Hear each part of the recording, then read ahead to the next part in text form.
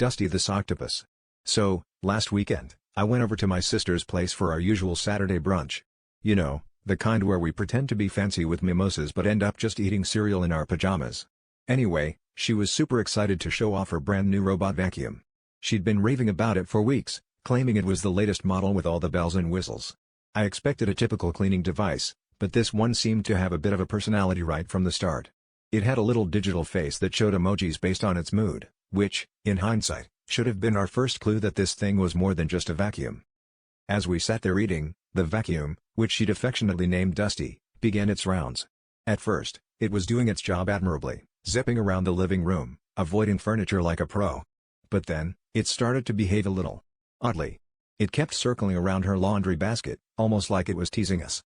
We chuckled, thinking it was just a glitch. But then, as if possessed by the spirit of a professional organizer, Dusty began collecting socks from the floor, the couch, even the ones peeking out from under the sofa.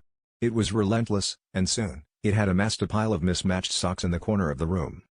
My sister, never one to shy away from a ridiculous situation, decided to roll with it. "Looks like Dusty's got a new hobby," she laughed, sipping her mimosa.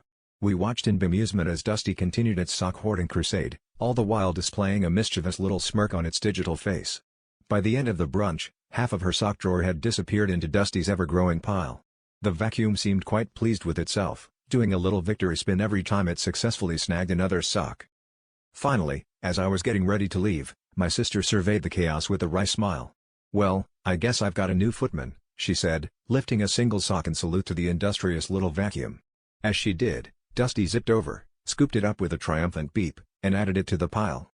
My sister shook her head, grinning. "Guess it really sweeps me off my feet," she declared. And just like that, Dusty, the Sock-Octopus, had earned its place in family legend.